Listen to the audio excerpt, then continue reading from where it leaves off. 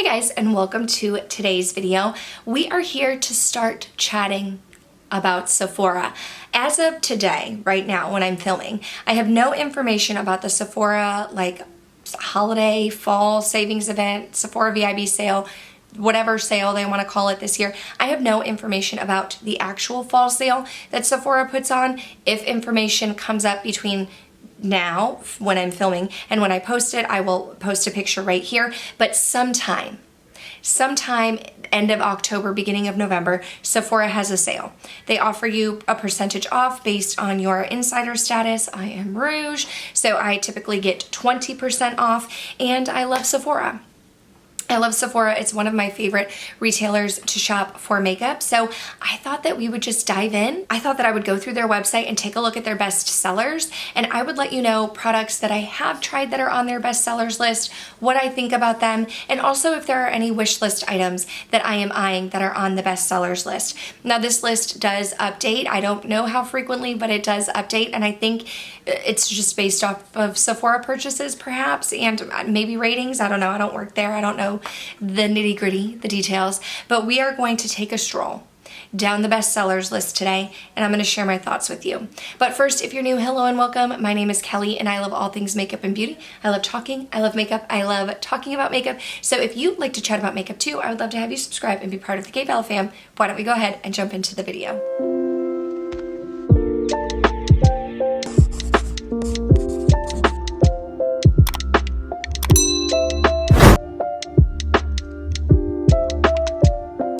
Okay, I did scoot over just a bit because I am planning on recording my screen for you guys. I want to share my screen with you. I'm going to show you what I'm seeing on my phone, and I am going to share the bestsellers list so that you can see it in real time, and we are going to pick out some of the products maybe that I have tried and if I like them or not, and some wish list items. So I just pulled the bestsellers list up.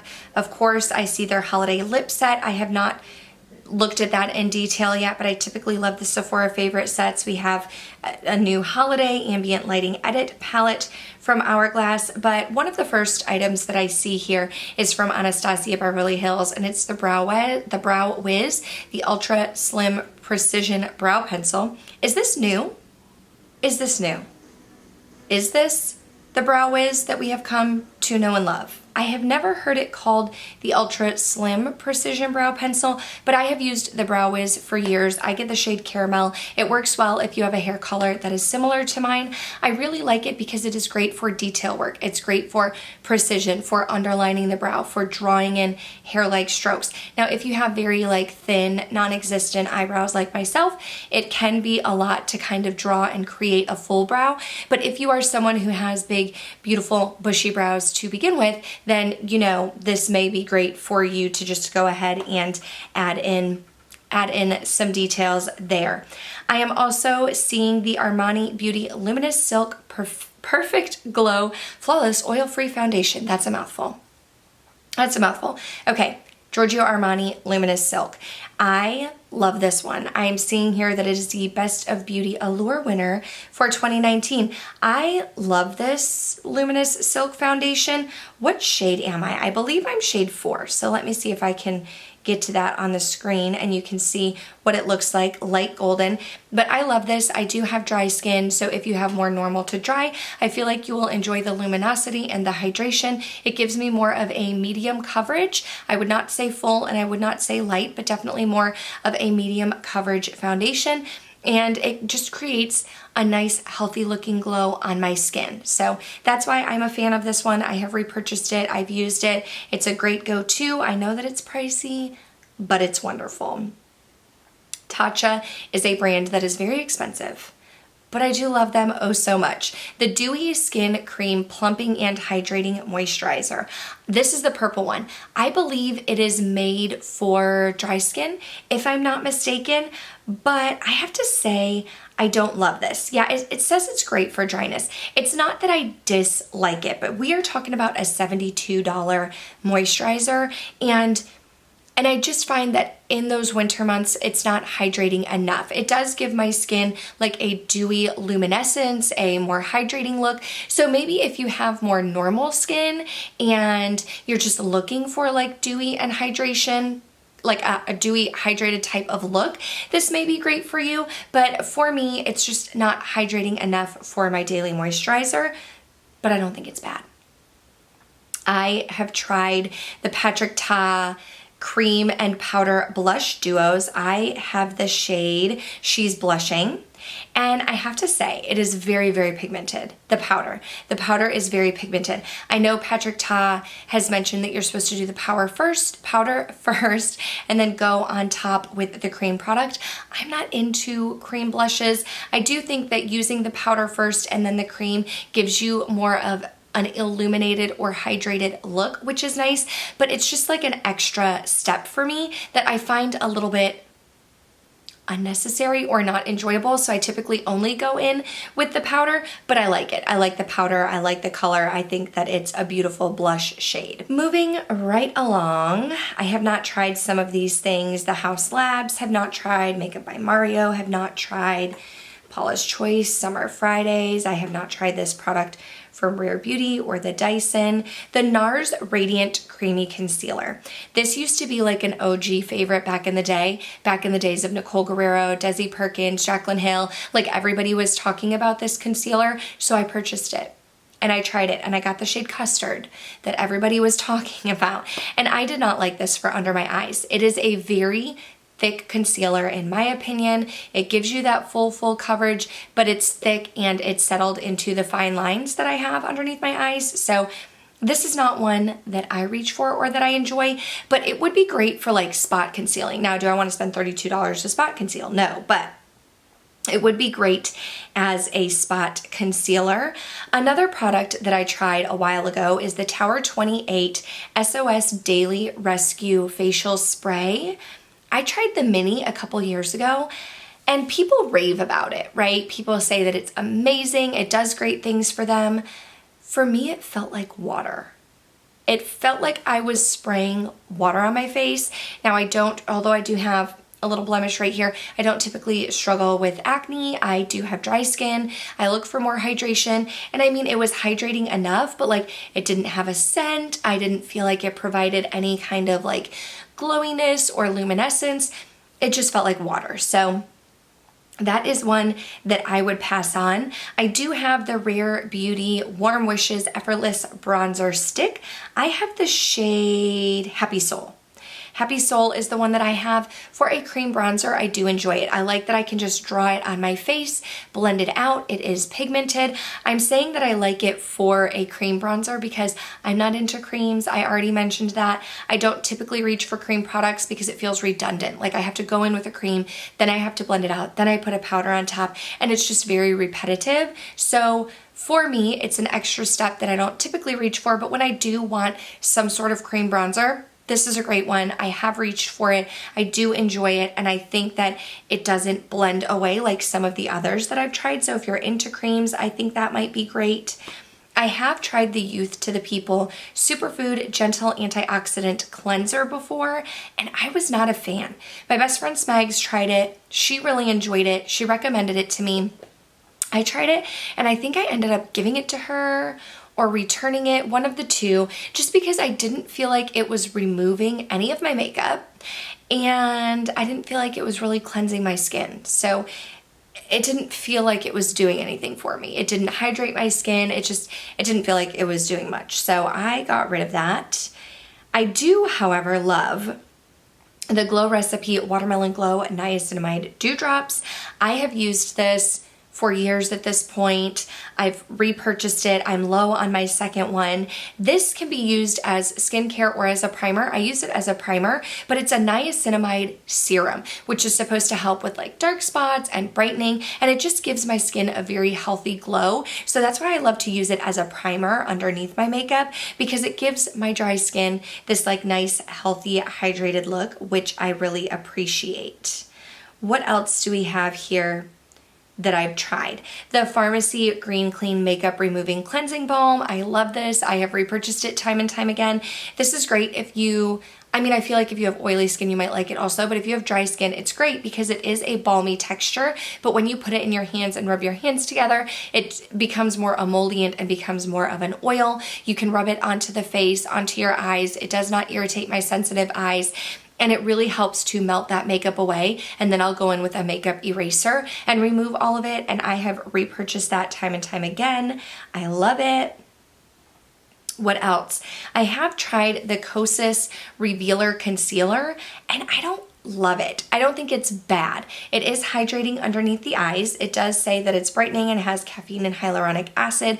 I would say that it feels comfortable under the skin. It's hydrating, but I don't love their color range. And I feel like mine went bad fairly quickly. I used up half of it, but it went bad fairly quickly. I couldn't use it completely up and I didn't love the shade range. I don't think it's a bad concealer, but it's not one that I'm going to repurchase.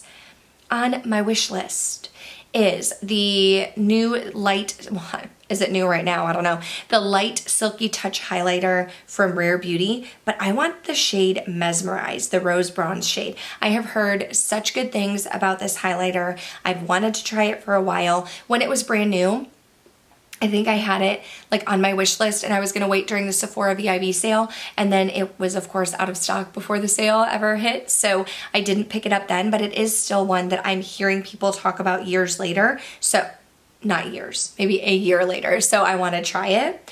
I am wearing right now my Givenchy Prism Libre Loose Setting Powder. I have the shade 3. Smegs got this for me for Christmas. I use it underneath my eyes, in my smile lines, and on my forehead. It is a bit of a heavier powder. I do like it fine. I think it's great. Would I pay the $59 for it again? I don't know, probably not. It tends to be a little bit more mattifying than I prefer.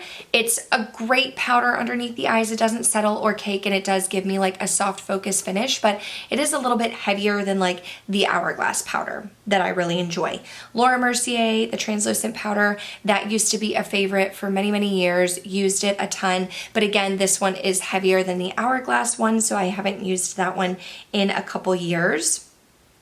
I did purchase and gift to Smegs my Charlotte Tilbury Hollywood Contour Wand in the shade Fair Medium.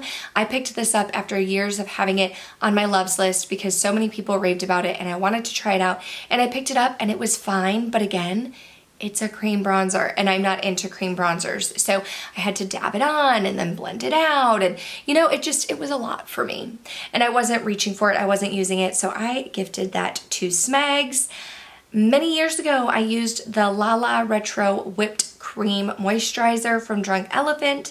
I loved it. It's an expensive moisturizer. I actually used it throughout pregnancy with my daughter, who is now 4. So I used it, repurchased it, loved it. It's a great, thicker, more hydrating, whipped type of moisturizer. If you have dry skin, I think it's a great alternative. I have one that I love and have been using for years now, but I do think that one is a great one. I am a huge fan of the Charlotte Tilbury lip liners. I'm wearing my Iconic Nude today. I've used up Pillow Talk. Iconic Nude is what I have on my lips underneath this Odin's Eye and Yella Fist collab in Swamp Fog, if you're curious, but love those lip liners.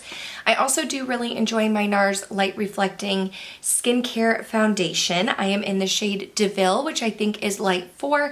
I love this one. Again, it is great for dry skin because it has that light reflecting foundation technology, so it's going to really make your skin look more illuminated and hydrated. You do get more of a medium coverage. I wouldn't say that it's like my most favorite foundation of life, but I do really enjoy it. What else do we have? Years ago, I did try the Tatcha Rice Wash Skin Softening Cleanser. It almost has like little micro beads in it, and it's great for like exfoliation. I would totally use it again if I had it in my collection. I just haven't repurchased it, but I do really enjoy it. I would be interested in trying this velour puff. I know that's random.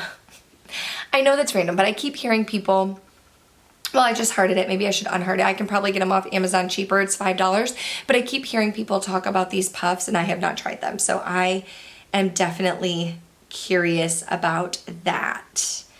What else have I tried here? I think I've tried, no, I've tried the Glow Screen, not the Super Goop Unscreen. I've tried the Glow Screen. So we will go right on by that one. I have tried the Minimalist Perfecting Complexion Foundation and Concealer Stick, but I was in the shade Linen. Where is it? Right there.